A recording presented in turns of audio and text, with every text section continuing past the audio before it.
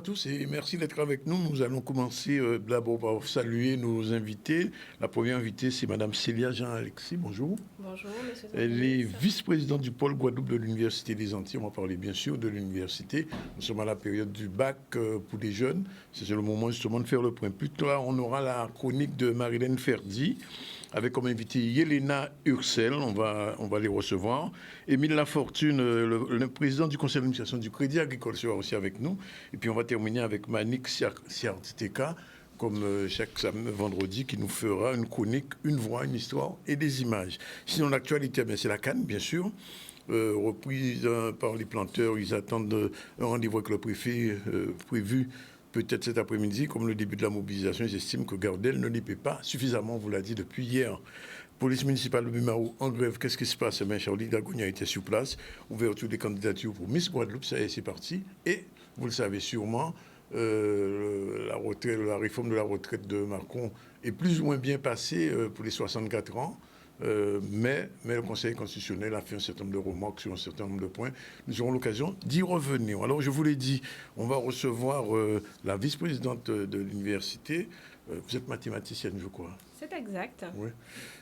C'est rare que je reçoive une mathématicienne. En général, on reçoit souvent ici que des littéraires. Alors, c'est bienvenu. Et c'est un parcours compliqué pour être prof de maths à cet échelon.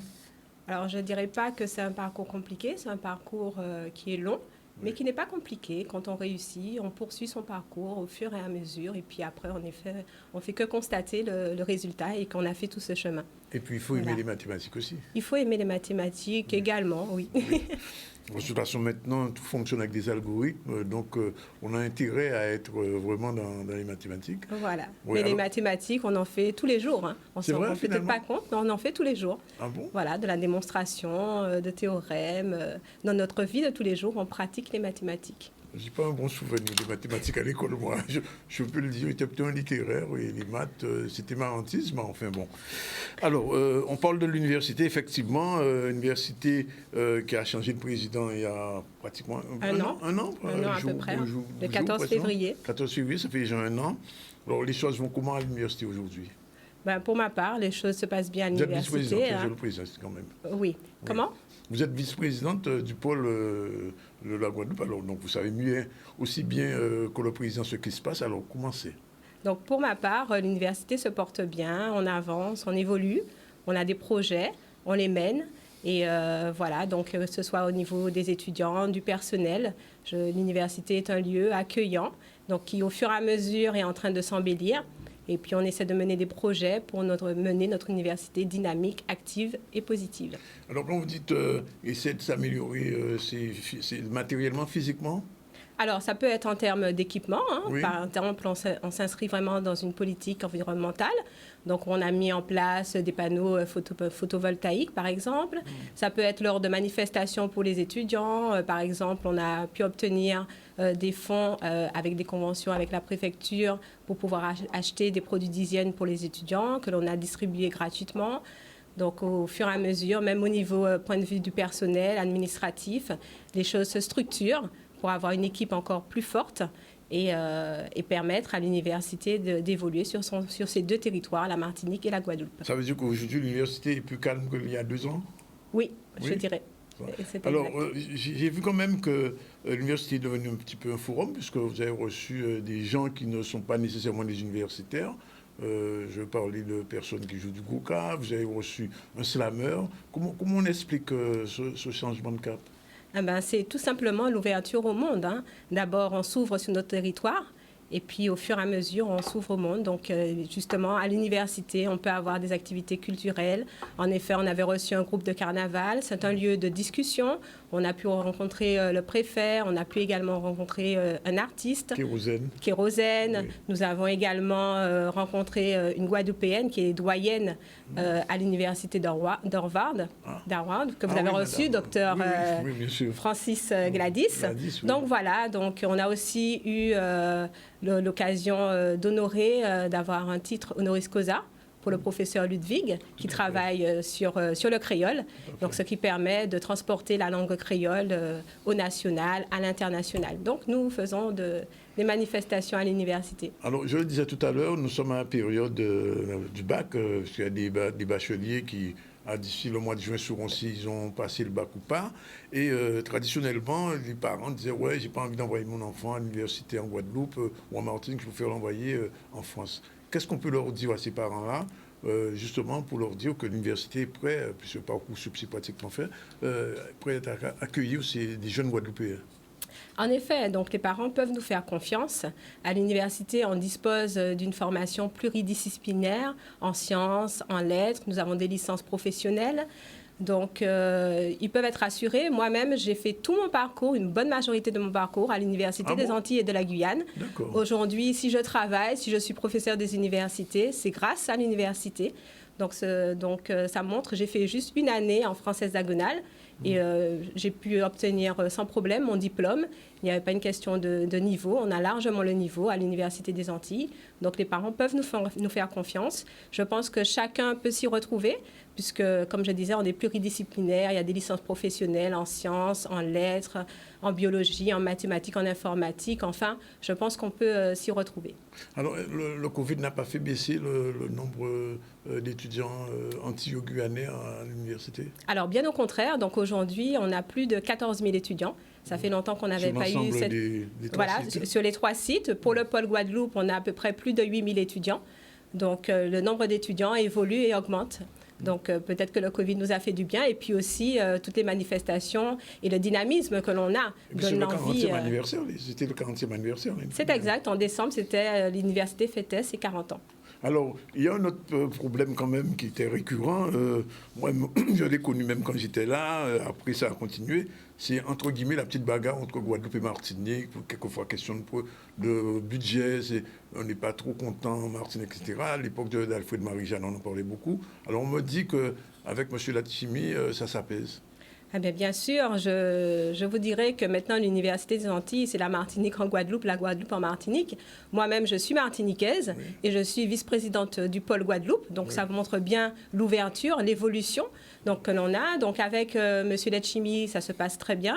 Donc là, on va faire une collaboration, une convention Université des Antilles, CTM. Par la suite, il y aura également une convention Université des Antilles et la région Guadeloupe. Et aussi une convention Université des Antilles, CTM et région Guadeloupe. Donc là aussi, j'ai envie de dire que ce soit en Guadeloupe, on entretient de très bonnes relations avec le président Chalus, mais également ses collaborateurs. De même, quand je vais en Martinique, avec le président Latchimi et certains de ses collaborateurs que je connais également. Donc, les relations se passent bien avec les deux territoires et nous avons des intérêts communs. Quels vont être les objectifs de ces conventions Guadeloupe-Martinique, aussi bien région que CTM? Quel objectif?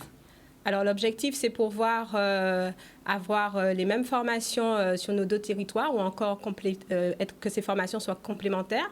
Donc, par exemple, on est dans la période de l'économie bleue. Donc, par exemple, pour le pôle mer, donc, il y aura la licence des métiers de la mer qui va ouvrir en septembre, donc sur le pôle Guadeloupe. Et la Martinique également, ils auront des parties et des formations bien spécifiques, l'urbanisme, l'aménagement. Donc, dans la convention, les termes aussi bien pour la partie formation que la partie fonctionnement de l'université seront indiqués dans la Convention. Alors, l'autre enseignement aussi au niveau de l'université, c'est la recherche. Alors, est-ce qu'à ce niveau-là, les pôles recherche fonctionnent comme il faut? Oui, les pôles recherche fonctionnent comme il faut. On a en effet des chercheurs qui sont reconnus à l'international, donc sur différentes thématiques. Donc, c'est assez vague. On a la mer, on a la santé, on a la biodiversité. Donc, bien sûr, on a les mathématiques, l'ingénierie, l'informatique. Donc, oui, au niveau de la recherche, on travaille. Et avec un environnement caribéen?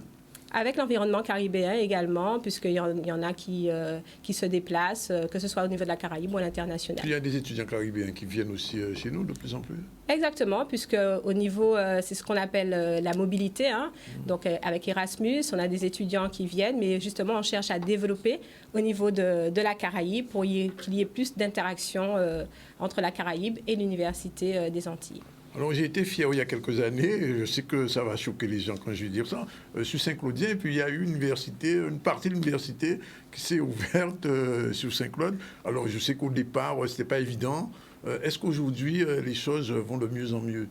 Alors oui, hein, donc en effet, hein, l'université à Saint-Claude. Saint-Claude, c'est un très très beau site. Oui. Donc C'est le plus beau. Voilà, je vous inviterai à y aller. Donc oui, Saint-Claude est actif parce que justement toutes les manifestations qui ont eu lieu, telles que le docteur Honoris Causa, c'était à Saint-Claude. La rencontre avec le préfet, c'était à l'amphithéâtre Gertier-Archimède à Saint-Claude. La doyenne Gladys Francis également a été reçue à Saint-Claude. Donc, vous voyez bien que Saint-Claude, le campus à Saint-Claude est bien actif. Oui, non, parce qu'au départ, on disait oui, c'est loin, etc. Les professeurs n'avaient pas envie de descendre jusqu'à Basse-Terre pour monter jusqu'à Saint-Claude. Ça s'est réglé progressivement? Si, les enseignants se déplacent. Moi-même, hein, on a l'occasion d'y aller. Une fois qu'on fait la route régulièrement, hein, j'ai envie de dire que ça n'est pas si loin que ça. Une fois qu'on est habitué à la route, on la fait sans problème. Et les étudiants également donc, se rendent à Saint-Claude. Donc, le campus, on a un effectif d'étudiants sur le campus de Saint-Claude. Et les formations également qui sont offertes sont attrayantes. Parce que là aussi, il y avait un petit déficit d'étudiants. On disait qu'il n'y avait pas suffisamment d'étudiants à Saint-Claude. Est-ce que là aussi, ça commence à... Si, là, on a l'effectif qu'il faut, hein, puisque des fois, on se retrouve avec...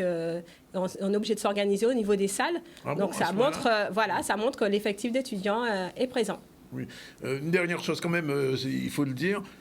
Est-ce qu'aujourd'hui, un jeune qui se forme à l'université, qui arrive comme vous au doctorat, etc., sa thèse, il a une possibilité de revenir travailler dans son pays et être professeur d'université en Guadeloupe ou en Martinique? Je suis l'exemple.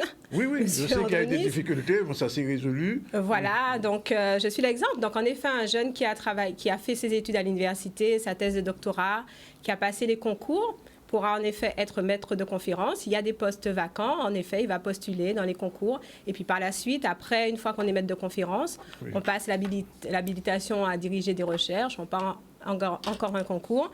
Et là aussi, pour devenir professeur des universités. Donc oui, un jeune... on a des doctorants donc, qui aspirent à devenir maître de conférence. Une dernière chose, vous conduisez une thèse en ce moment? Alors oui, j'encadre une thèse, donc sur le contrôle optimal en ce moment, voilà. Oui, et ça se passe bien? Oui, ça se passe bien. Bien. Mais écoutez, on vous remercie. Je ne sais pas si vous avez un dernier mot à ajouter, parce que j'ai surtout envie que des parents qui nous regardent soient confiants et disent que bon, ça y est, je peux faire le dossier de mon fils ou de ma fille à l'université. Oui, ils peuvent nous faire confiance. Donc, on a les compétences.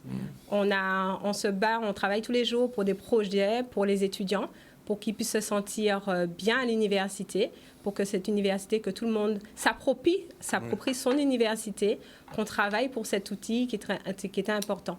Et en tout cas, je vous remercie enfin de m'avoir invité, parce que j'ai pu constater lors d'une émission sur votre plateau, précédente, du secrétaire général du SPEC représentant le supérieur, qui disait que la sécurité... qu'il y avait des problèmes de sécurité, de climatisation. Donc, je tenais tout de même à rectifier ces propos. Donc, j'ai entendu qu'on n'a pas renouvelé la conseillère en hygiène et sécurité. Peut-être qu'il n'est pas informé, mais on a recruté une conseillère de prévention qui est en charge des conditions d'hygiène et de sécurité.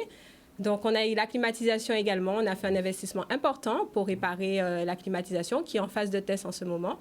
Les amphithéâtres aussi, on les a réparés, la mise en place de ventilateurs. Donc, on avance. Donc, on cherche à améliorer les conditions de chacun. Et là, justement, on accueille de nouveaux personnels. Donc, j'ai entendu également qu'on mettait dehors certains personnels de leur lieu de travail. Je tiens à rectifier les propos. Il s'agit de 2 enseignants-chercheurs qui occupaient 11 bureaux. Aujourd'hui, ils n'ont pas été mis dehors de leur bureau. Ils ont bien leur bureau. En plus, ils sont seuls dans leur bureau, contrairement à d'autres qui partagent leur bureau. Ils ont encore 2 locaux pour effectuer leurs travaux de recherche. Et donc, justement, comme on accueille de nouveaux personnels, tels que Manager Énergie, justement pour nous aider, pour nous accompagner à la maintenance des panneaux photovoltaïques, le groupe Foire, et également... d'autres personnels, donc un agent rondier pour garantir la sécurité sur le site. Donc, pour accueillir tout ce personnel, il faut bien des locaux. Donc, il est important qu'on puisse réorganiser les locaux. Et pour cela, nous respectons les droits, les textes réglementaires. Donc, ça fait partie des statuts que la vice-présidente du pôle doit affecter les locaux. Donc, il est hors de question, bien entendu, de mettre des gens dehors, bien au contraire. il faut qu'on puisse réorganiser et qu'on puisse avancer dans l'intérêt collectif. Donc, ça se calme. Voilà, il faut. Il faut. Donc, en tout cas, les parents peuvent nous faire confiance.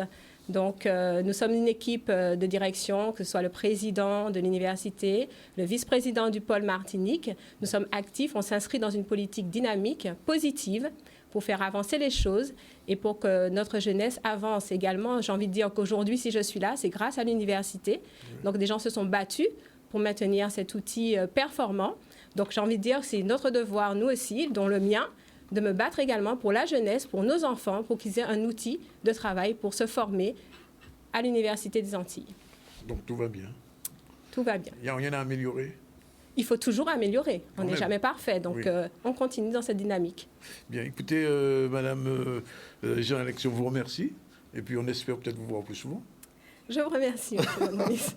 Voilà, à bientôt. Merci aux téléspectateurs. On revient à l'actualité. L'actualité, c'est la campagne sucrière qui a repris, on va dire timidement, parce qu'une partie des planteurs n'est pas tout à fait d'accord avec le prix de la canne qui a été proposé. Donc il y a une convention qui a été faite. Il doit avoir un retour vers la préfecture pour les négociations, puisqu'on a vu que le préfet était souvent sur le terrain. On verra ça. Michel Depap était sur place. On regarde son reportage. Pourquoi on a levé le barrage? C'est tout simplement parce que nous avons entendu le préfet qui nous a demandé de faire un effort par rapport au point de revendication que nous avons envoyé pour lui. Il faut comprendre que la canne est subventionnée à plus de 80% par l'État. Donc nous n'avons pas à demander à l'État de l'argent. L'approche des 109 € a été faite sur des avances, des aides d'État. C'est ce qu'il faut comprendre, c'est ce qu'il faut retenir. Mais par contre, l'industriel n'a pas mis 1 centime d'euro. Alors si vous allez le voir, évidemment, il va vous dire qu'il a fait une augmentation de 17%. Mais comme je le rappelle, 17%, c'est le résultat encore d'un chiffre. Ce qui nous intéresse, nous les agriculteurs, c'est de savoir quelle est la somme d'argent qui nous reste après les dépenses. Donc le bénéfice. Et ça, nous avons eu l'occasion de poser la question à M. Nicolas Philippot. Et il s'avère qu'il y a une certaine opacité qui se met en place parce qu'il ne nous répond pas tout simplement. On est normalement sur une récolte déjà bien entamée. Donc, il faut livrer la canne. Donc on se serre les coudes, on livre la canne parce que il faut comprendre pas mal de personnes. Mais aujourd'hui, si ça continue et qu'on ne nous donne pas les informations qu'on a demandées, c'est-à-dire le bénéfice, aujourd'hui on ne parle même pas de prix. Le prix, ça ne veut rien dire, c'est de savoir quel est le bénéfice qui nous reste en poche. C'est ce qu'on a besoin de savoir. Et donc, quand on va avoir cette réponse-là, on saura si on continue à couper de la canne pour rien ou si on arrête de planter de la canne. Nous attendons de la part de monsieur le préfet qu'il appelle Gardel pour installer une sérénité, pour que les choses soient cohérentes et dire très clairement aux planteurs que nous sommes, voilà ce qui nous reste quand on a coupé une tonne de canne. Pour conclure, nous nous sommes rencontrés mardi avec l'intersyndicale. Il est question que nous rencontrons le préfet vendredi 14h à la DAF à Saint-Phy. Donc ce sera pour une rencontre déterminante. J'ose espérer que tout le monde aura le courage de nous annoncer à quelle sauce on va être mangé. Et à partir de là, soit on est serein, ou soit on se rendra compte que la canne disparaîtra en Guadeloupe parce qu'on ne gagne pas correctement notre vie dans cette production-là. Le problème qui reste à régler, ce sera le prix de la tonne de canne aussi à Marie-Galante. Donc, rendez-vous probablement cet après-midi avec le préfet et on saura un peu la suite de ce qui va se passer. Alors, que se passe-t-il à la police municipale de Bémao? C'est la grosse question. C'est rare que les policiers soient en grève, mais cette fois-ci, ça y est. Ils ne sont pas contents, les Mamblots. Et donc, Charlie Dagonia était allé sur place pour voir un peu ce qui se passait au reportage. Pourquoi nous l'avons maintenant, c'est que... en fin mois de mars, le 31 mars dernier, mais là sorti une note où il a décidé de supprimer carrément le paiement des heures supplémentaires. Et nous avons dit que notre LASA n'a pas fait l'objet du tout de concertation, puisque nous, les représentants du personnel, nous venons découvrir notre LASA ensemble, mais tout le monde. Et là, notre LASA a posé un problème parce qu'il a paralysé complètement le fonctionnement de la police, puisque la police qui a des missions un peu particulières. Donc, il n'y a pas de travail la nuit, il n'y a pas de travail les jours de fête, les jours fériés, le dimanche, le samedi. Et donc, forcément, les points de décision là, ça a impacté complètement le fonctionnement du service là. Et c'est pour ça que nous l'avons matin là et que nous avons entré en contact avec tous les responsables, notamment l'administration, pour nous contrer, pour nous voir qui j'en régler le problème là. C'est pratiquement, il y a dire comme ça qu'on peut travailler, mais on peut récupérer. Et sans point, effectivement, accord à l'agent là, sans point décision préalable, sur un projet qui soumettent aux représentants du personnel. Donc ça veut dire qu'il y a vraiment de travail gratuitement. Nous avons rappelé qu'il y a une délibération, c'est une délibération du conseil municipal qui a fixé l'application des heures supplémentaires au niveau de la collectivité là. Et ça n'a pas posé problème parce qu'il y avait les heures supplémentaires que les agents de la police étaient bénéficier, donc ils étaient capables d'exercer mission à eux. En plus de l'innormal qu'ils ont fait, mais si travaillent des missions qu'ils ont accomplies, que ce soit le samedi, que ce soit le dimanche, les jours fériés, et la nuit aussi, parce que nous avons rappelé qu'ils travaillent, il y a un service de nuit qu'ils ont assuré. Donc il y a une série, un service qu'ils ont assuré en dehors de temps normal à eux. Et ça, effectivement, avec paiement les heures supplémentaires, ça permettre ce service à fonctionner correctement. Ça, nous avons demandé, nous voulons rencontrer l'administration de manière à voir qui gens, dans un premier temps, nous avons soit aussi décision là ça. Et pour nous voir effectivement, dans le cadre du CST, le comité social territorial, qu'il y a à mettre en place concernant disposition là ça. Mais en attendant, nous avons dit notre là, ça a posé problème. Il faut nous, effectivement, soit aussi application. Alors, bien entendu, la question qui se pose, c'est que si vous continuez grève, est-ce que vous voulez les gendarmes pour écouter ça, on se saura dans les jours qui viennent. Voilà, 12h59, pour la première pause de cette première séquence. On se retrouve tout à l'heure avec Marilène Ferdi et Yelena Youssel dans leur chronique ICC News à tout à l'heure. Voilà, il est déjà 13h07, c'est la deuxième séquence du ZTL News. Dans un instant, je vous l'ai dit, nous aurons la chronique ICC News avec Marilène Ferdi. Elle sera accompagnée de Yelena Youssel. On en parlera tout à l'heure, il y a une bonne surprise. Mais pour l'instant, on reste dans l'actualité et on va partir avec... j'allais dire Maurice Cessé, qui chaque jour nous envoie un sujet particulier. C'est pas si c'est sur la Foire Expo. On retourne avec lui, c'était aussi au News. C'est parti. La 31e édition de la Foire Expo de Martinique 2023 se déroule en ce moment. De nombreux exposants sont présents encore cette année.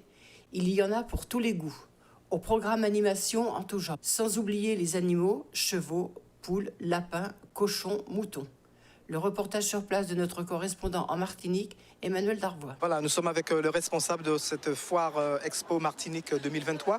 Peut-on dire aujourd'hui un bilan positif pour cette foire? Alors, c'est difficile de donner un bilan, mais on peut tirer quelques commentaires par rapport à la journée d'hier, et c'est assez encourageant. Alors, quels sont les exposants qui se trouvent donc sous cette foire? On a 200 exposants, donc je ne peux pas me souvenir de tous les noms. Et puis si j'en cite certains et pas d'autres, je vais avoir des soucis. On a nos clients, je dirais, réguliers, plus quelques nouveaux exposants. Et puis, comme dans les lois marketing, il y a 25% des gens qui sont dits perméables, c'est-à-dire qu'une fois ils viennent pas. Mais ils sont toujours là. Pourquoi cette foire ? Parce que ça fait partie des événements de la Martinique. Il y a deux événements principaux. C'est la foire de Dillon et le salon de l'habitat. Donc nous faisons ces deux événements que les gens attendent. Alors, vous m'avez parlé tout à l'heure d'une foire qui sera aussi faite en Guadeloupe. Exactement, du 17 au 21 mai, on organise un nouveau salon sur la Guadeloupe au Palais des Sports du Gosier qui s'appelle Guadeloupe Expo, le salon des salons. Voilà, c'était donc ce reportage sur la foire de la Martinique. On va revenir un petit peu sur des choses un petit peu plus glamour, puisque vous le savez, c'était l'ouverture des candidatures des Miss, puisque chaque année, la Guadeloupe envoie des Miss en France pour le concours de Miss France. L'année dernière, vous savez ce qui s'est passé. Donc, cette année encore, les choses se mettent en place. Reportage Solène Fèvre, on regarde.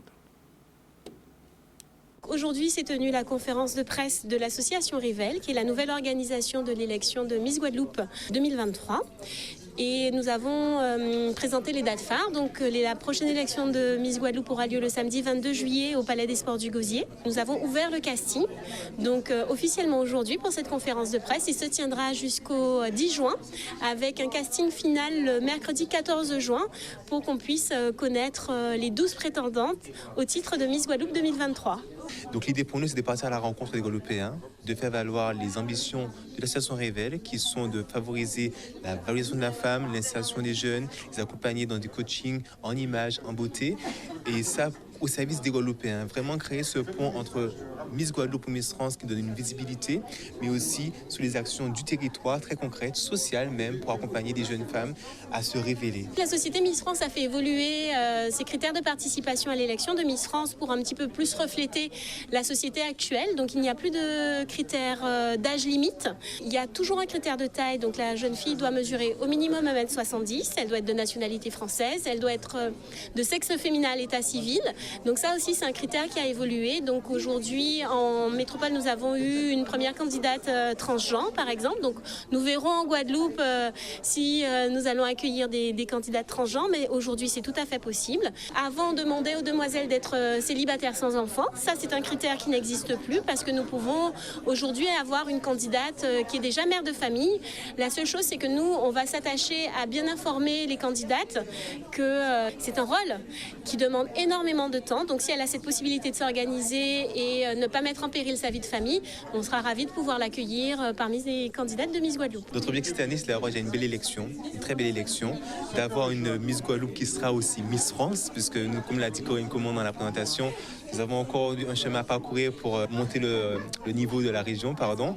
Et puis notre objectif simplement, c'est de montrer qu'ensemble en Guadeloupe, on peut rayonner et faire valoir le papillon de la Guadeloupe. Nous avons déjà cette chance d'avoir 4 anciennes Miss Guadeloupe à avoir été élues Miss France. Nous avons Indira justement qui est l'actuelle Miss France 2023 et nous n'avons pas fini et nous espérons continuer à remporter cette belle écharpe de Miss France. Voilà, les candidatures vont se multiplier d'ici quelques semaines, on le sait, puisque la plupart des communes de la Guadeloupe en général proposent une candidate à Miss Guadeloupe et dans l'espoir de monter sous le podium de Miss France. Pour l'instant, on va prendre une deuxième pause séquence en attendant de pouvoir débuter la chronique ICC News, je vous l'ai dit, qui est un petit peu particulière aujourd'hui, d'où le petit retard. Voilà, il est exactement 13h17, voire même 18. Je vous l'ai dit, on allait débuter avec la chronique ICC News du vendredi. On va retrouver tout à l'heure Marilène Ferdi et son invité. On les salue tous les deux, mais tout de suite, générique, c'est parti.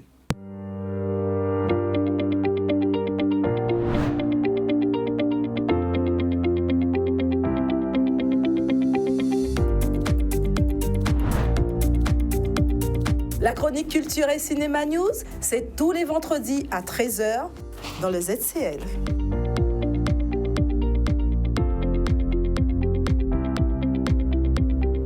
Bon, je ne vais pas rire, ni sourire. C'est parti. Bonjour Marilène. Bonjour Danick. Qu'est-ce qui se passe? Le carnaval est fini, il me semble. Ah bon, parce que vous pensez que j'ai la tête de quelqu'un qui a défilé un carnaval? Non, je ne sais pas, je pose la question. Non, alors ce n'est pas un maquillage de carnaval, ça je tiens à vous le dire. C'est lié avec la thématique de l'émission aujourd'hui, donc le métier qu'on va faire découvrir et qui est en lien aussi avec toute la personnalité et l'univers de notre invité. Alors, donc on aura une chronique un peu particulière et c'est vrai qu'il faut que nos téléspectateurs s'accrochent puisqu'à partir d'aujourd'hui, chaque chronique, ils auront des effets de surprise de ce genre. Donc, à chaque fois. Donc, il faut qu'ils s'accrochent. Et donc, notre invité, on va essayer de garder notre sérieux, notre invité, elle a la particularité d'avoir plusieurs casquettes. D'accord ? Là, elle a une casquette. Elle a la particularité d'en avoir plusieurs. Oui. Et mais alors on va dire déjà que c'est une Guadeloupéenne. On va pas. Alors c'est quelqu'un qui est très connu dans le milieu du cinéma, de l'audiovisuel, mais des arts du spectacle aussi. Je ne sais pas si le grand public la connaît. Notre invitée incarne un peu ce qui a fait qu'on a mis en place cette chronique. C'est-à-dire, c'est présenter au grand public, mais aussi aux étudiants, des métiers qu'on ne voit pas qui sont incontournables dans tous ces secteurs et qui sont abordables. Parce que la particularité de notre invitée, c'est qu'en plus, elle vit de son métier. Oui. D'accord ? Donc, on va commencer par dire, on reçoit aujourd'hui Yelena Ursel. Yelena Ursel. Bonjour Yelena. Bonjour. C'est même quelqu'un que je connais, mais enfin, je ne suis pas sûr. Ça va? Oui, ça va. Ça va très bien? Bon, ça va très bien. Alors, oui, elle ressemble à quelqu'un que vous avez connu. Oui. Il y a très longtemps. Dans les temps très alors, à l'époque du collège Michelet, alors, parce que les téléspectateurs ne vont pas comprendre. Ouais. Alors, je vais vous dévoiler on va vous dire un peu du passé de Monsieur Zandronis. Donc, ce fut un temps, Monsieur Zandronis était prof de français, prof d'anglais, prof de créole. Et donc, il a eu l'occasion d'être l'enseignant anglais créole de Yelena. Et il en a vu des vertes et des pas mûres. C'est vrai? Elle va nous raconter quelques anecdotes d'ailleurs en ce sens. Alors, les cahiers de notes, là, qu'est-ce qu'il mettait comme commentaire? Ah oui, mais il y avait toujours un mot à la maman. Pour bavardage ou pour que sais-je. Parce que bon, j'étais effectivement une enfant turbulente. Et quel style de prof il était? Alors, c'était un prof assez cocasse parce qu'il avait la particularité de ne pas apprécier la couleur bleue sur ses copies. Et donc, à chaque fois, il mettait 0. Et donc, j'en ai fait les frais parce que j'ai un peu tendance à être un peu rebelle. Et du coup, voilà. J'avais beaucoup de mots sur le carnet. Mais alors, pourquoi le bleu? Mais tout le monde écrit en bleu. Pourquoi ce problème avec la couleur bleue? Alors, je tiens à dire aux téléspectateurs que même nous, les chroniqueuses, ils nous regardent avec des gros yeux, de façon presque aucune chroniqueuse. Donc, moi, je suis un peu la rebelle qui, de temps en temps, rien que pour le taquiner, met du bleu. C'est une couleur qu'il a bannie. Mais alors, pourquoi vous avez un problème avec le bleu, monsieur Zandronis? À votre avis? Ah, je ne sais pas. Je n'ai aucun avis. Yelena doit savoir, non? Yelena ne sait pas non plus? Non. Bon. Est-ce que vous pouvez expliquer aux téléspectateurs pourquoi ce problème avec la couleur bleue? Je préfère le rouge, le vert et le jaune. Voilà. Bon, alors on va quand même continuer. On va retourner à la chronique en disant que Yelena, c'est une Guadeloupéenne. Oui. La particularité, c'est qu'elle fait partie de cette génération Y. Donc, le contexte de la génération Y, donc les jeunes des années 80, ce sont des jeunes qui sont nés dans ce bouillonnement culturel. L'Académie du Car, l'ENA Blue. Et donc, cette génération dont Yelena est issue, donc elle a baigné dans ce bouillonnement. Donc, quand elle a été tout jeune, sa maman l'a inscrite très tôt, ses parents l'ont inscrite très tôt à l'Académie du Car. Et donc, elle a fait toutes les danses que l'Académie du Car proposait. Donc, ça partait du gros cas, en passant par le contemporain, le moderne, jazz, et ainsi de suite. Et ensuite, quand elle avait fini ses cours de danse à l'Académie du Car, qu'est-ce qu'elle faisait? Elle traversait la rue, elle allait où, selon vous? On est à Bergevin, on resitue. À Bergevin, à l'époque? L'Académie du Car était à Bergevin. Alors, elle traversait la rue et elle poursuivait ses activités pour aller où, selon vous? Je ne vois pas. Elle allait au Centre des métiers d'art. Ah, le Centre des métiers d'art de l'autre côté. De l'autre côté. C'est plutôt le tour qu'elle faisait pour y aller. C'était pas loin, pour dire qu'on est dans la même zone où elle poursuivait pour faire de l'art plastique. Et ça a été comme ça pendant toute son enfance, son adolescence. Donc, arrivée au lycée, elle choisit tout naturellement l'option art et danse. Art et danse. Parce qu'elle a toujours navigué dans les arts et dans les danses. Et dans cette période-là, on avait aussi la part des jeunes de la génération de Chris et tant d'autres qui faisaient des clips. Et elle, qu'est-ce qu'elle était selon vous? C'était la maquilleuse. Ah ben oui. Voilà, elle était la maquilleuse de toutes ces jeunes générations. Donc, eux, ils étaient un petit peu plus âgés qu'eux, parce que eux, c'est la génération 86. Elle est un tout petit peu plus jeune. Et donc, tout naturellement, une fois qu'elle a eu son bac en poche, elle partit faire une prépa des beaux-arts. Et à l'issue de la prépa, l'objectif des prépas des beaux-arts, c'est pour entrer dans les grandes écoles dans le milieu de l'art. Et elle décida, elle, d'aller à Paris faire une école de maquillage. Pour elle, c'était une évidence. Parce que quand il y avait les spectacles de danse à l'Académie du Caire, c'est elle qui maquillait. On la sollicitait tout le temps pour maquiller. Donc, une fois qu'elle a fini son école, alors l'avantage de ces grandes écoles à Paris, c'est que les jeunes, ils sortent, diplômés, sortent avec des carnets d'adresses. Donc, elle a tout de suite commencé à travailler. Mais Yelena aussi, c'est quelqu'un qui a cette conscience identitaire. Elle a aussi travaillé avec sa communauté. Et à un moment donné, alors que tout marchait, elle était reconnue, elle était demandée de partout, même en dehors de sa communauté, elle avait le mal du pays. Et elle s'est dit, bon, moi, j'ai suffisamment acquis de compétences pour pouvoir me mettre au service du pays. Alors, ça avoue que les parents étaient très frileux, parce qu'ils lui disent, bon, tu sais, c'est pas développé comme là-bas, tu prends des risques. Et donc, quand elle est arrivée ici, tout de suite, elle s'est fait connaître. Mais dans tous les milieux, moi, quand je me suis dit, tiens, je cherche une maquilleuse, son nom est revenu partout. Depuis qu'on parle de maquilleuse, son nom revient dans le spectacle. Et c'est ça qui est particulier, c'est qu'elle est aussi connue dans le cinéma et l'audiovisuel que dans le spectacle. Donc, on reprend. Yelena, c'est une danseuse, parce qu'elle continue à se produire avec des troupes.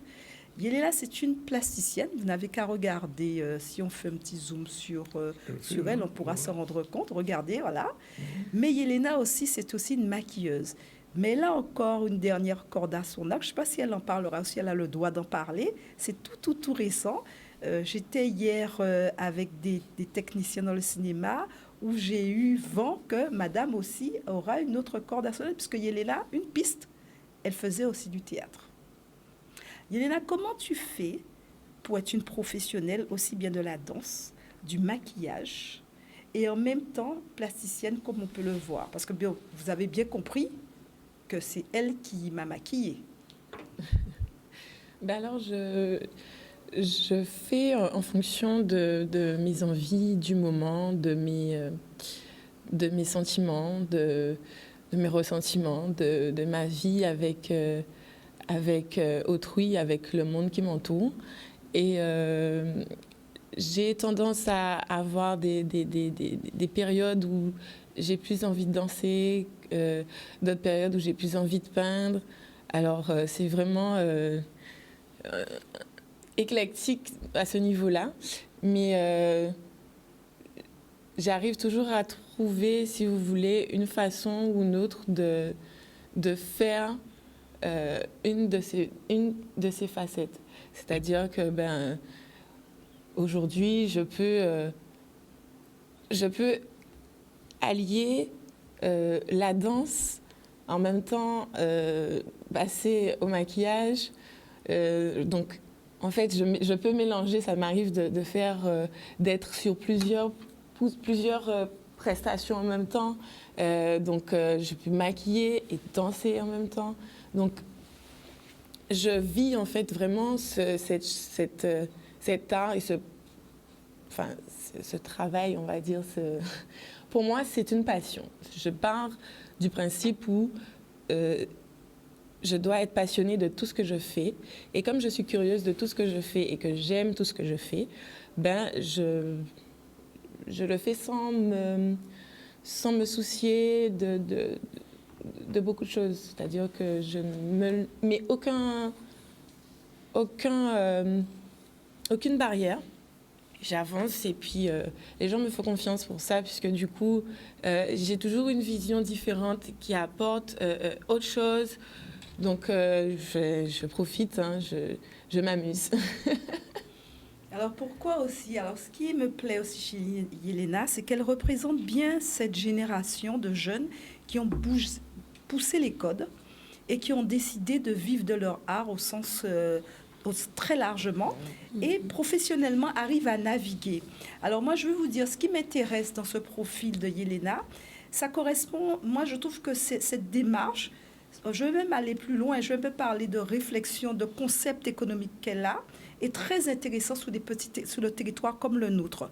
Parce qu'il faut savoir que dans le milieu culturel, on n'a pas tout le temps des tournages. Oui. On ne peut pas faire tout le temps vivre de la danse. Donc, comme elle a pu exploiter cette capacité jusqu'au bout et pouvoir en vivre, Et je trouve ça très intéressant. Et de plus en plus, on a dans cette génération et de ceux qui arrivent, cette capacité à naviguer comme ça dans les arts, mais tout en étant professionnel. Alors, on va revenir à ce qui interpelle bien sûr nos téléspectateurs, c'est le maquillage. Alors, on va faire deviner deux choses. Alors, on va vous faire deviner. Alors, selon vous, alors on va demander aux téléspectateurs, est-ce que, alors, il y a ce maquillage est lié à un grand événement mondial qui a lieu demain. Et c'est dans le cadre de cet événement que Yelena a voulu faire ce type de maquillage. Donc, elle va nous expliquer ce que c'est. Je lui ai dit, écoute, je te prête mon visage et tu fais ce que tu veux. Ben alors, comme tu le disais, demain, c'est la journée mondiale de l'art. Donc, à cette occasion, je profite pour dire que au Centre des Arts, il y aura une journée d'art, donc avec un marché où vous pouvez retrouver des artistes avec des artisans. Donc, n'hésitez pas à y aller. Voilà. Pour revenir sur le maquillage, je suis partie du coup sur cet esprit artistique qui touche un peu au pop art. Voilà, j'ai du mal à le dire, au pop art. Et donc, j'ai donné un petit clin d'œil à Andy Warhol, avec Marilyn Monroe, donc avec aussi petit rappel à Van Gogh avec ses traits, un petit rappel à Basquiat, puisque ce sont des artistes que j'affectionne beaucoup. Et puis voilà, c'était cette inspiration. Alors, pour nos téléspectateurs, donc c'est vrai que ce sont des noms qu'on connaît beaucoup. Est-ce que tu peux nous dire, par exemple, moi, quand j'ai vu mon visage, j'ai tout de suite pensé à Basquiat. Je crois que vous aussi... alors non, vous, quand vous m'avez vu, vous m'avez pensé à quoi? Vous, à une tigresse. C'était ça votre référence, je crois. C'est ça, monsieur Zandronis? Si vous le dites, c'est peut-être vrai. Peut-être comme vous êtes une vraie tigresse, c'est que le maquillage a révélé quelque chose qui était enfoui. Là, on est dans le Zandronis pur et dur. Là. Mais il a aussi reconnu, plus sérieusement, il a tout de suite reconnu. Et c'est là où on voit son talent. Vous avez tout de suite reconnu que c'était du Basquiat, c'était de la pop art, c'était de l'Andy Warhol.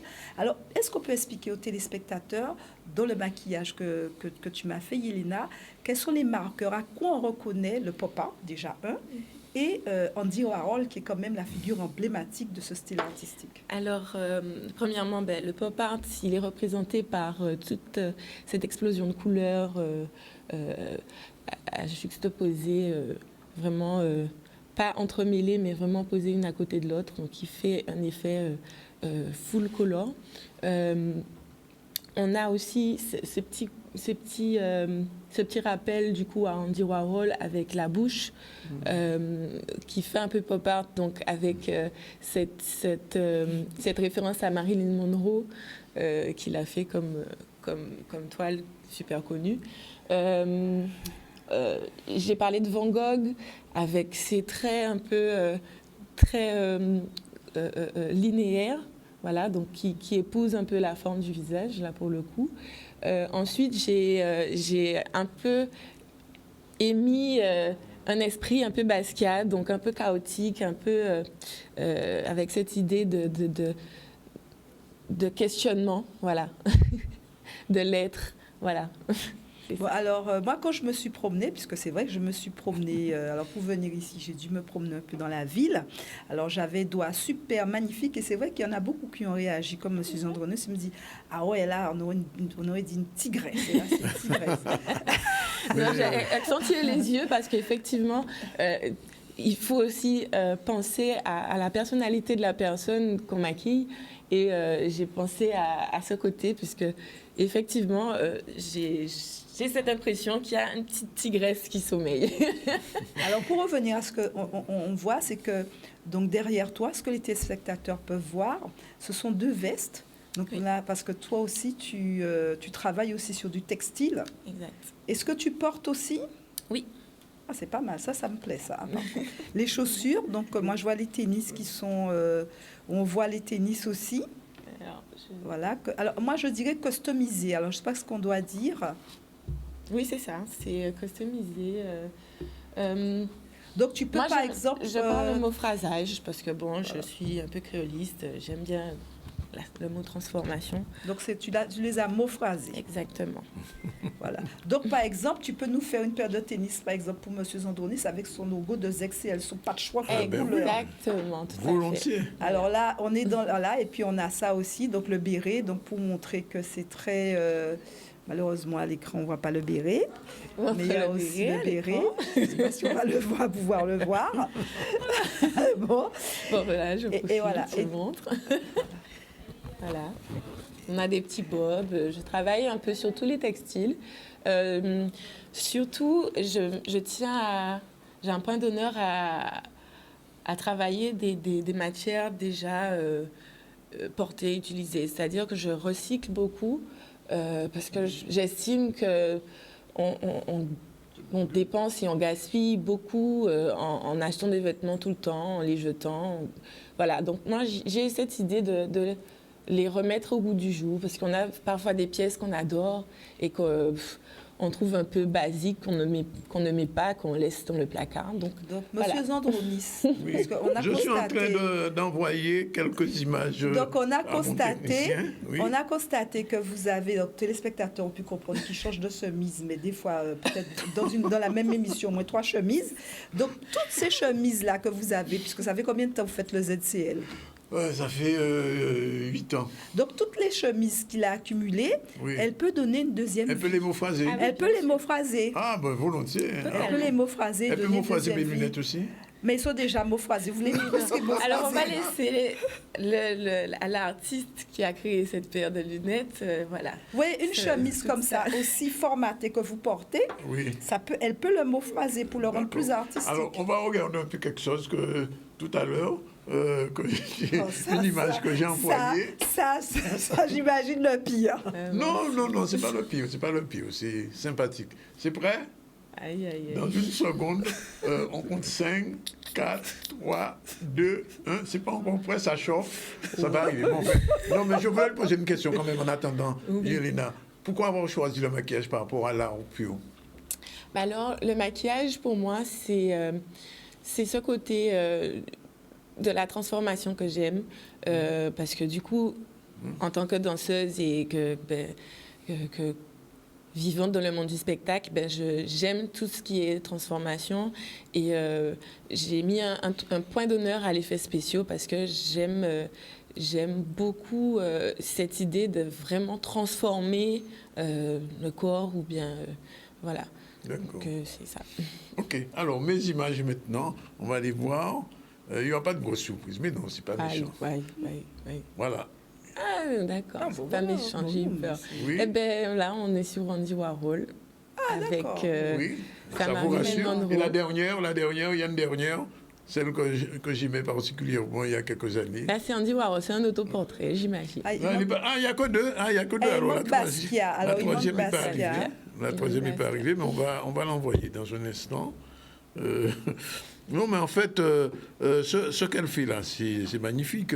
Et ça rappelle effectivement ce que faisait Andy Warhol et qui aimait transformer les gens. On a vu Marilyn Monroe, comment il a transformé Marilyn Monroe, et lui-même. Et Basquiat aussi. Dommage que Basquiat soit mort aussitôt, parce que c'était vraiment un artiste de très haut niveau, d'origine un petit peu haïtienne, caribéenne, quoi. Alors, moi, j'invite les téléspectateurs à particulièrement nous suivre ces prochaines semaines. Donc, il y aura encore d'autres surprises. Oui. Et ça, on va le devoir grâce à Yelena. Donc, Yelena, moi, j'ai accepté de prêter mon visage et voire même mon corps. Donc, on aura beaucoup de surprises. Ah bon, il y aura des transformations, même le corps. Même le corps. Même le corps. Donc, il faudra bien s'accrocher. J'attends de voir.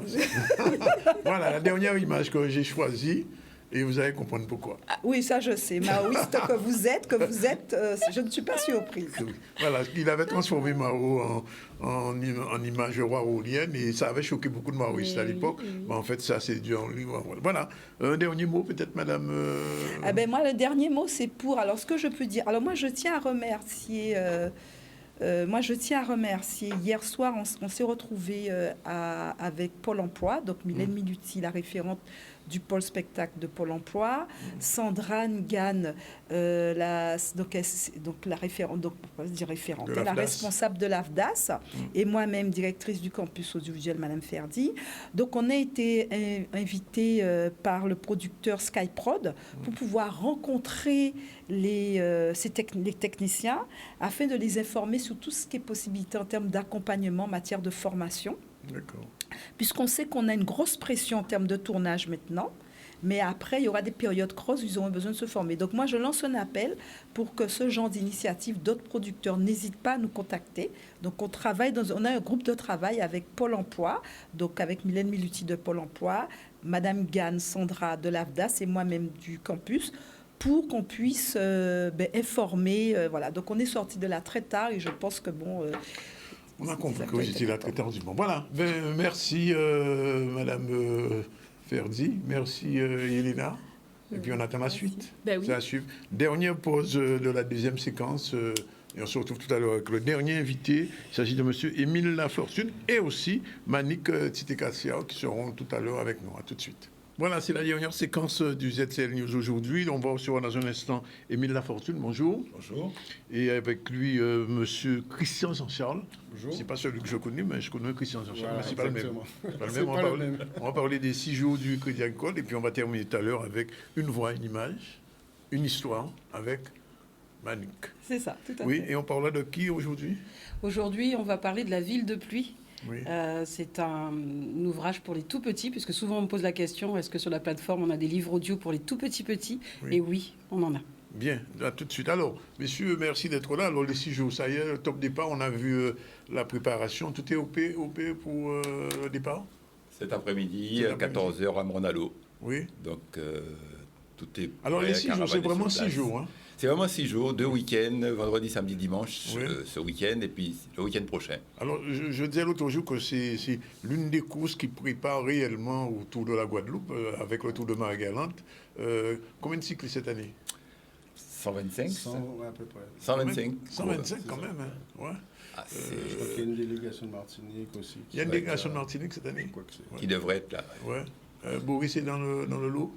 On n'a pas la liste des cyclistes, mais bon, on verra ça tout à l'heure. Oui, on se verra ça tout à l'heure.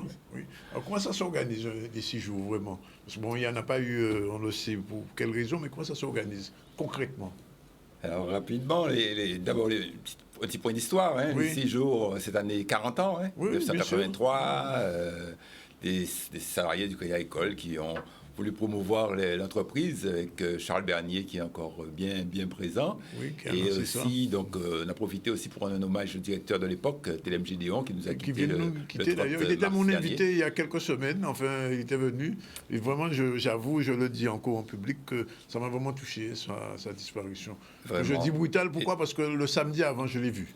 Donc, il a été quand même 21 ans directeur de la Caisse régionale, donc il a marqué de son empreinte le développement de la Guadeloupe.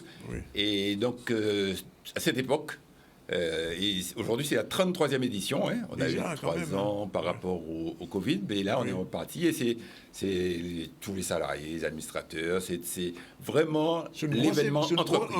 Un gros événement quand même pour le Crédit Agricole. L'événement de l'entreprise sportive. C'est comme dit le président, c'est un événement d'entreprise auquel toutes les forces vives du Crédit Agricole Mutuel de Guadeloupe prennent part. Les salariés, bien sûr, parce qu'en fait, il y a un groupe de salariés qui est formé, qui est chargé de conduire et de construire l'événement. Et cet événement, bien sûr, il est consolidé pendant les 2 week-ends et le jour de la foire avec la présence de tous les salariés et des administrateurs. Il y a la foire aussi, il faut le dire. Oui, on va en parler tout à l'heure. Avec tous les artisans, combien d'exposants cette année, vous savez? On a pratiquement 120 chapiteaux qui seront montés dans l'espace du Crédit Agricole, dans l'enceinte à Petit Pérou. Donc ça fait beaucoup de monde. Je crois qu'on a beaucoup de boulot aussi. Oui. Je crois qu'il y a une année, on a cumulé pratiquement 13 000 visiteurs sur les 2 week-ends. Oui. Donc dès que cet après-midi, la foire est ouverte dès cet après-midi? Non, c'est le week-end prochain. C'est le week-end prochain? D'accord. Voilà. Donc cet après-midi, c'est le départ de la officiel. course. Comment va s'organiser, monsieur Lafortune? Alors, comment s'organiser? Eh ben, le départ à Morne-à-l'Eau, donc on a la chance d'être répartis sur tout le territoire, hein, avec des agences et nos caisses locales. Donc, départ de Morne-à-l'Eau cet après-midi, arrivé à Port-Louis, donc avec une grande réception aussi par la caisse locale de Port-Louis. Voilà, donc il y a plusieurs tours sur le Nord Grande-Terre. Et les cyclistes... et la semaine prochaine, alors ça c'est pour aujourd'hui. Demain c'est Capester-Goyave. Capester-Goyave, oui, c'est traditionnel. Capester-Saint-François. Oui, c'est ça. Et après, Capester-Saint-François et dimanche. Dimanche, c'est Pointe-à-Pitre-Gourbert. Gourbert ou Bastère. L'après-midi, Bastère-Saint-Claude. Bastère-Saint-Claude. 2 tronçons. Voilà. C'est-à-dire que l'innovation cette année, c'est le mur de Saint-Claude sur la ça deuxième. est inscrit dans le. Oui, on l'a fait. C'est une véritable préparation autour, vraiment. Exactement. Donc l'étape de dimanche va être en 2 tronçons. Un premier tronçon qui est de Pointe-à-Pitre à Gourbert et ensuite de Bastère, le deuxième tronçon Bastère-Saint-Claude, ce qu'on appelle le mur de Saint-Claude. Bon, alors la semaine prochaine? Alors la semaine prochaine, départ du Moule, vendredi vers Sainte-Anne, arrivé à Sainte-Anne, samedi Sainte-Rose, Trois-Rivières. Et dimanche, Bémao, Petit Pérou, donc plusieurs tours de circuit aux abîmes. Il y a de concomitamment à la fois. gros morceaux là quand même. Non, il faut être bien dans ses jambes pour les cyclistes. Je crois que le président du comité régional de cyclistes des îles de Guadeloupe l'a précisé lors de la conférence de presse qui s'est tenue mercredi. C'est vraiment... il y a, comme on dit, il y a du Dombré. C'est presque un mini-tour de la Guadeloupe. Parce qu'on fait le total des kilométrages, ça fait quand même pas mal. Et là, vous avez ajouté le mur de Saint-Claude, donc ça veut dire que ça va être très, très, très, très chaud. Hein. Et la grande particularité de cette course, c'est une course à étapes, mais une course à points. Donc, un coureur qui ne termine pas une étape peut repartir le lendemain. Donc, ça, c'est un gros avantage pour mettre en jambe les coureurs et dire que celui qui est arrivé trop tard dès la première étape, il n'est pas éliminé. Il pourra continuer ces 6 jours. Et puis, il y a même un bonus, je crois, de 20 points pour celui qui a fait, les 6 étapes. Exactement. Et le dernier morceau sera le plus dur ou bien c'est le plus simple? C'est le morceau qui est très roulant, mais je crois qu'il faut toujours se méfier des derniers tronçons comme ça, où ça peut partir de partout. Et je crois que la dernière étape, il y a un bonus de 20 points pour ceux qui... Donc voilà, donc il y a oui, c'est une belle étape, c'est une belle épreuve, les 6 jours du Crédit Agricole. Et cette année encore, on pense beaucoup que ça nous amènera du public, ça permettra aux aficionados du cyclisme de se retrouver et de fêter cet événement-là. Alors, une dernière chose, il y a aussi quand même les roses. Alors, il y a une grande foire. Une foire avec beaucoup d'exposants, avec un thème sur l'éco-responsabilité. Donc, alors, la foire, c'est samedi prochain ou dimanche prochain? Samedi et dimanche. Samedi et dimanche. Avec énormément de participants et de conférences et d'animations. Donc, vous aurez, ça va de la plante tempo au greffage de plantes, au jardin partagé. Tempo classique, Dominique Coucou, il y a plus, il y a de la musique. Hein.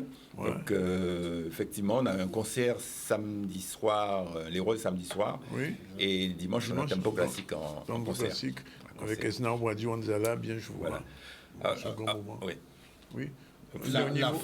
La foire, comme dit le président, les parties concerts, c'est la clôture de la journée. Oui, bien sûr. Mais pendant, la foire est ouverte depuis 8 h du matin. Et pendant toute la journée, il y a toute une série d'activités, d'ateliers, d'exposants, des conférences aussi avec notre village Baïséa, les startups du village Baïséa aussi qui vont participer à cet événement. Même s'il n'est pas là, ça fonctionne. Il y a un nouveau maire au village. Oui, d'accord. Mais oui, bien sûr, il est toujours là. D'accord. Bon, écoutez, on prend mot et on souhaite le bon séjour.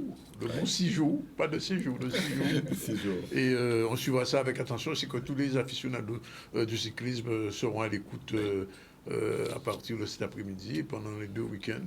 Et puis les gens qui aiment les foires, vont se retrouver sur cette foire de ce lieu qui est devenu mythique finalement. Tout à fait. Juste un point technique pour les spectacles du soir. Il faudrait que les gens s'inscrivent parce que malheureusement le site ne peut pas recevoir toute la Guadeloupe. Absolument pas. Oui. C'est gratuit, mais il faudra s'inscrire sur. À partir de quand on s'inscrit dès maintenant. Sur le site de spectacle.tv. Spectacle.tv. Oui.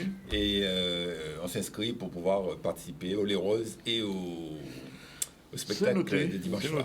On a reçu monsieur, comment il s'appelle, Galvan hier, et il nous a parlé de ça, et on sait donc il a un spectacle dimanche, et là, la semaine prochaine, il est à 100% Crédit Agricole. C'est un membre du village BCA. Voilà. En tout cas, on vous remercie d'être venu. Président, on peut juste remercier tous les salariés et les administrateurs qui ont déjà pris part à l'événement, parce que c'est, comme on disait, c'est un événement d'entreprise. Oui. Donc, merci à toute l'équipe, à toutes les équipes qui se sont déjà... Toutes les petites mains qui se sont déjà tenues pour nous faire, depuis la conférence de presse, ce si bel événement. Voilà. Et en général, c'est un bon événement et un beau parcours pour les cyclistes. Merci en tout cas d'être venu, monsieur Lafortune, qui est venu juste de Bastère.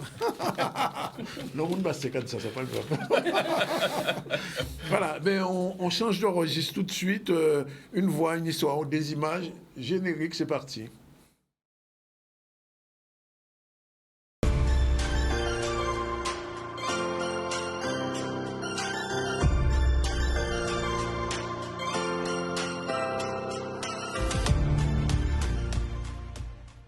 Maman cherche le secret. Les bœufs tranquilles hochent la tête en souriant. Ils ne connaissent pas le secret. Les mangues pèsent lourd aux branches feuillues des manguiers. Leurs joues rougissent.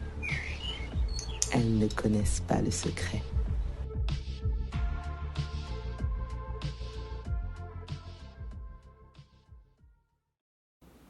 Manikwa, bonjour. Alors aujourd'hui, l'histoire, c'est quoi?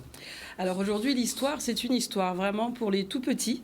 Encore une fois, lorsque nous avons créé cette maison d'édition et cette plateforme d'audiobook, on voulait vraiment balayer la famille. Oui. Et il était important qu'on retrouve également donc, des ouvrages à destination des tout petits, donc crèche, entrée en maternelle. C'est la maman qui parle là? C'est la maman et la psychologue qui parlent. Oui. Parce que, encore une fois, le plaisir, quand on rentre dans la lecture, c'est parce qu'on a apprécié une histoire, on a apprécié l'entendre.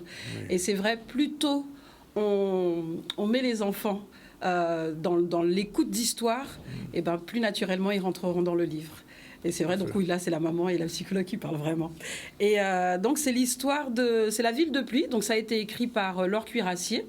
Et la version imprimée, c'est Viva Cuirassier, donc qui a fait l'illustration des Saint-Anaises, comme moi-même. Oui.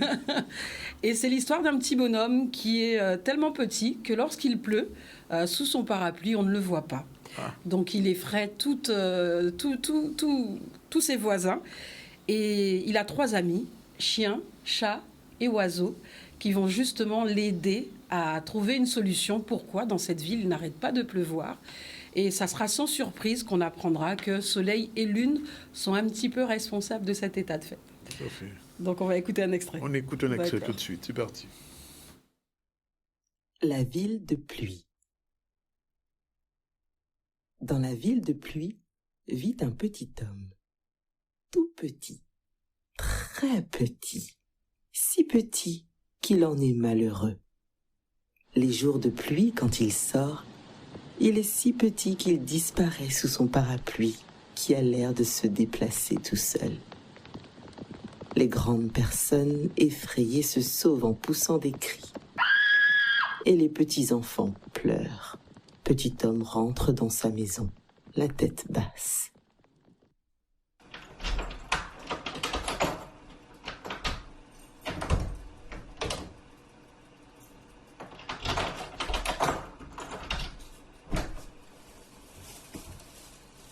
Dans sa maison, l'attendent chien, chat et oiseau.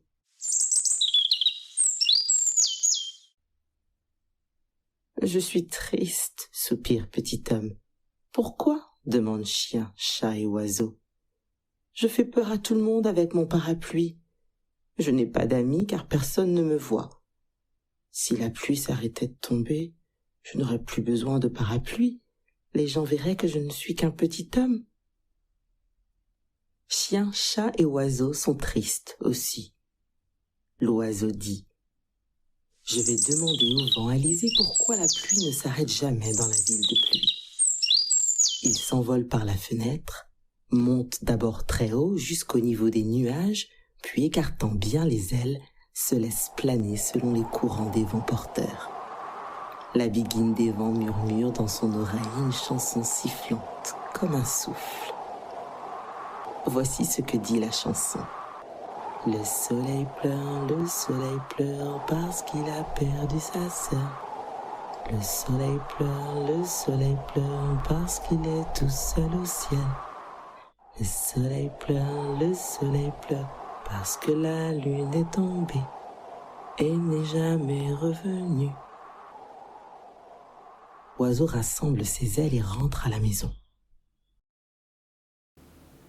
Juste un petit mot avant de conclure, Manick. Comment ça s'organise, ça se met en place, ça se réalise, ces audiobooks? Alors sur les audiobooks, donc comme j'avais présenté, c'est-à-dire qu'on a notre propre studio d'enregistrement en Guadeloupe, puisqu'on a fait une demande de financement au niveau du FEDER, et avec un ingénieur son. Donc d'abord il y a l'enregistrement donc de la voix brute. Ensuite il y a tout le travail de post-production, on va retirer les bruits de bouche, de respiration. Et derrière, selon le type d'ouvrage, parce qu'ils ne sont pas tous avec un bruitage en fait, mais c'est vraiment pour les tout petits où on a volontairement voulu qu'il y ait du bruitage parce que la notion d'imaginaire n'est pas encore mise en place. Alors que vers 5-6 ans, on peut laisser sans et qu'ils puissent eux-mêmes se faire les bruits. Mais c'est vrai que pour les tout petits, on a pris plaisir quand même à mettre cette petite ambiance pour que justement, au moment du coucher, sur le rituel du coucher ou de la sieste, ils puissent s'endormir sur une histoire où il y a des bruits environnement qui lui donnent envie. C'était très beau. Alors, les derniers événements culturels de la semaine? Alors, il y en a beaucoup, surtout ce soir. Donc, à The Factory, on peut retrouver Michel Aristide, qui invite Brigitte Salbert et Marie Louison à venir déclamer des textes sur sa musique. On a également Delphine Tinval et Thierry Lima qui seront sur le Lamentin, pour ceux qui ne peuvent pas se déplacer sur Pointe-à-Pitre. Donc, au Lamentin, il y a une manifestation ce soir pour présenter Changement d'air en 404. On a vu que Peugeot a son nommé, je ne sais pas si j'ai le droit, mais bon, voilà, a fait toute une exposition sur ses anciennes voitures. Samedi matin, on aura les matinales d'Ernest à la médiathèque du Lamentin, où les éditions d'Aigues-Marron présenteront de la poésie haïtienne qui sera en plus accessible aux sourds et malentendants, puisqu'il y aura une traduction simultanée en langue des signes. Donc c'est un très grand exploit en tout cas pour l'inclusion de tous. On pourra retrouver également les éditions d'Aigues-Marron très prochainement à la Foire de Paris. Et nous, Une voix, une histoire, nous serons très prochainement, tout le mois de mai, nous serons en Côte d'Ivoire pour présenter notre littérature caribéenne. Bien, merci. Je rappelle que ce soir à Sonis, il y a Jabot et Levallois, deux guitaristes qui vont faire un show. Et demain, à l'Eden Lodge, on aura Justine Béroir qui sera de passage. Voilà, c'est fini pour aujourd'hui. On vous remercie, Crédit Agricole, bonne chance aux cyclistes. En toute façon, on saura le résultat parce qu'on a un spécialiste ici à Batan qui suit le cyclisme de très près. On saura ce qui va se passer. Et puis, Manick, bon week-end. Oui, merci. Et à très bientôt. À très bientôt. Je rappelle, alors, au début du ZCL, on a reçu Célia Jean-Alexis. C'est là. Vice-présidente du pôle Guadeloupe de l'Université des Antilles, est venue faire un petit peu une mise au point de ce qui s'était dit la semaine dernière. On a écouté. On a ensuite reçu Marilène Ferdi et il est là, Ursel Marilène, qui était maquillée spécialement pour un hommage aujourd'hui, puisque c'est la journée de l'art ART, pas ARD, la journée de l'art. Et en hommage de... Ça y est. en hommage d'Andy Warhol et de Basquiat, puisqu'il y a une exposition en ce moment même qui se fait avec ces deux grands dessinateurs. Puis on vient de recevoir Émile Lafortune et aussi Christian Jean-Charles pour les 6 jours du Crédit Agricole. Et on a terminé avec Manick Titeka Siar. Est-ce que oui, je peux rajouter quelque chose? Alors, ajoute. Un merci parce que le make-up, à chaque fois, est extraordinaire. On me dit, mais qui me le fait? Donc, c'est My make-up Linda sur Bergevin. Oui. Et un petit collier qui vient d'arriver. Alors, il y a écrit cheap. Je trouve ça juste excellent. C'est cheap, oui. Ne me dis pas cheap quand même. Hein. Non. Bon, ok. Et puis voilà. on a parlé de la campagne sucrière qui a repris. Les planteurs ne sont pas tout à fait contents du prix accordé les 109 €, donc ils doivent encore rencontrer le préfet. La police municipale de Bimao est en grève pour les questions d'heures supplémentaires qui ont été enlevées. Et on a vu les candidatures de Miss Guadeloupe qui se préparent. Voilà, c'est fini pour aujourd'hui. Bon week-end à tous sur les routes. Attention, Mani. Oui, surtout moi. Laura Desson, Gisbasté. Non, je vais à Gourbert. À Gourbert, bon, tu vas à Gourbert. Alors, calme sur la route. Tranquillement. Oui, même s'il fait un peu de pluie. Et puis la réalisation était assurée par Jordan, qui est en direct de je ne sais pas où. Oui, il est en direct d'autre part. Donc voilà, c'est fini pour aujourd'hui. On se retrouve lundi. Bon week-end à tout le monde et puis bonne chance. Merci. À vous. Bye bye. Bye.